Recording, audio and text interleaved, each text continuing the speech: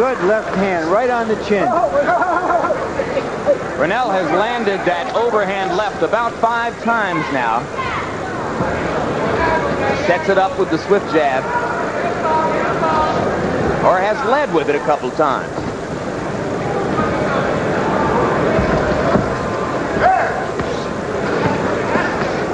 Always looking to dig the right to the rib cage in close. And there a left to the body.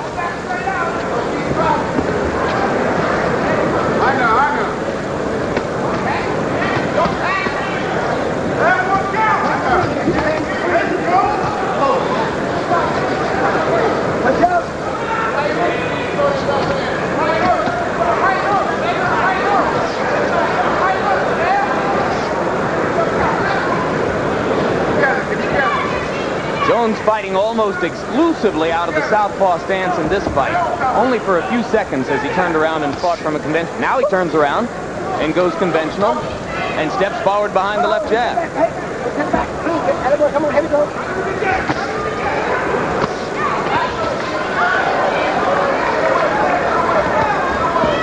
The last time a late substitute defeated a champion, Bone Crusher Smith, against Tim Witherspoon.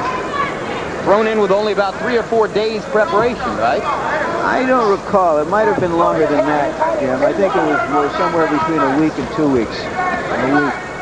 Our producer, Ross Greenberg, tells us it was 1 week. And what resulted was a 1-round knockout.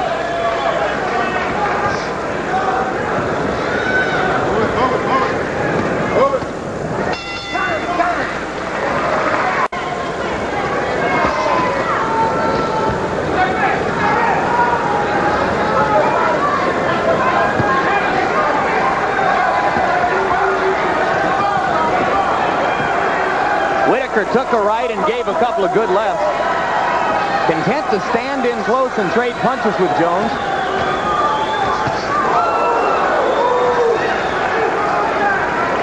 He's put some heavy stuff on Jones, and Jones isn't going anywhere yet.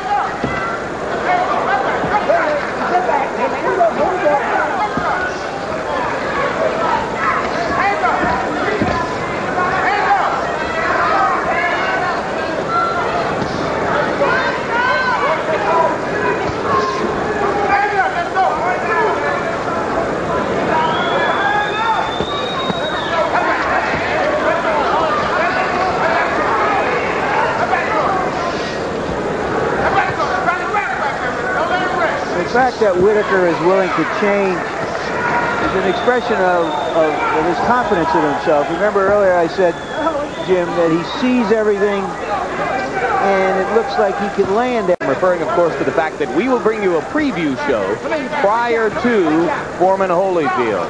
Look for your listings on HBO to catch that preview show as we get ready for that big heavyweight championship bout. Good left hand by Whitaker and another left, and Jones's defense begins to drop a little bit.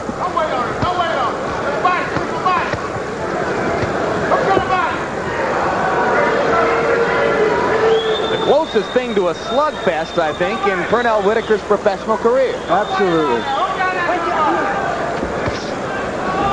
And he may also have the sense that how great in condition can Jones be in with 8 days of notification. I mean, even if he wasn't far out of condition, and obviously it wasn't, he wasn't in fighting condition. So as the fight goes on, this kind of tempo figures to help Whitaker.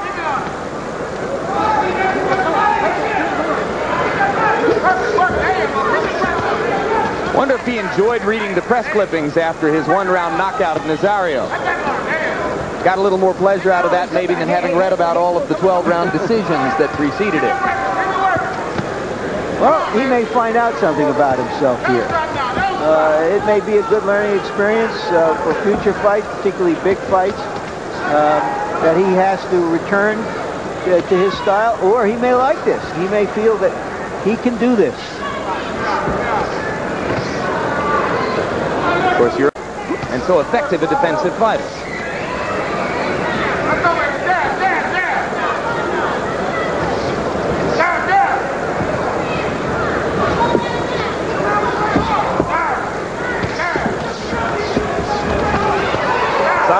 hand by Whitaker in that exchange, but Jones landed 2 rights. There's the left and the right to the body. If this is an experiment for Whitaker, fighting this kind of fight, the result could be good. I mean, he has hit Jones with some really good, hard, straight punches, and there is Jones standing right in front of him. So he may go back and look at this and say, okay, I don't have the natural power to fight this way very often, and to somehow find some more happy medium between his old style and this style. Just saw him shake the left hand a little bit, and Pernell has a history of hand problems. He has broken a knuckle or 2 in the past. So you have to watch carefully in all his fights to see if he's favoring it. But no, he is not favoring the left hand, as he saw there with the 2 hard shots. So round 8, Harris against Jose Luis Ramirez. And between rounds, he seemed to be flexing it in the corner, as if to try to be sure that all the feeling was there.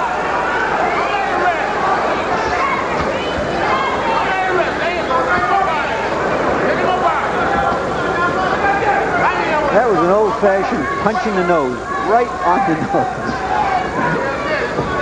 Through the first 8 rounds, Pernell Whitaker threw a lot of hard shots with the left hand.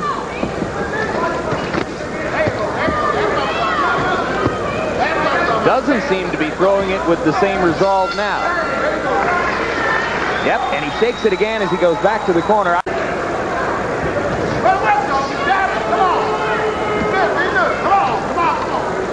Generally regarded as one of the best.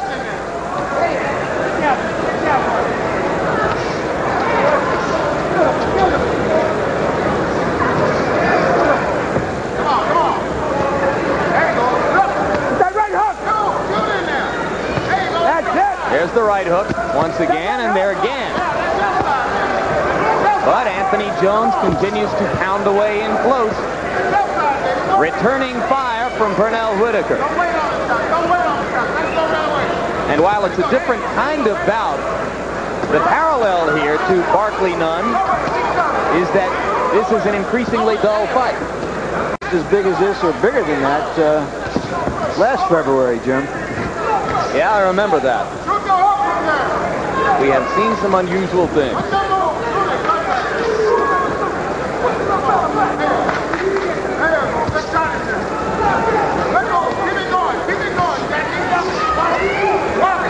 There was a question in Whitaker's corner between rounds as to whether he had hurt the hand. Lou Duba mentioned it.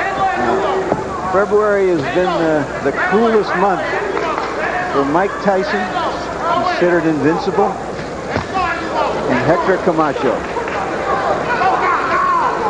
Unbeaten fighters taking unexpected losses in consecutive Februarys on HBO.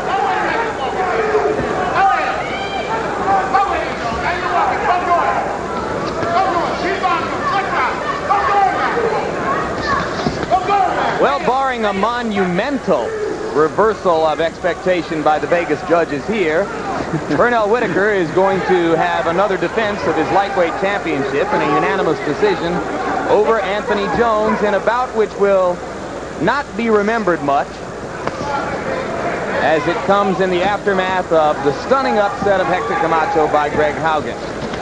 But as you pointed out at the beginning of the fight, the question now will be, with Camacho temporarily at least out of the picture, where does Whitaker go from here? Will he stay at 135 pounds, continuing to try to pick off opponents in his own weight class, or will he consider Chavez at 140 pounds?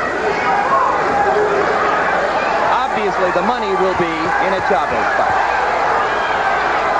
Whitaker with a final burst, perhaps gunning for a knockout. For the good fighters, they go where the money is.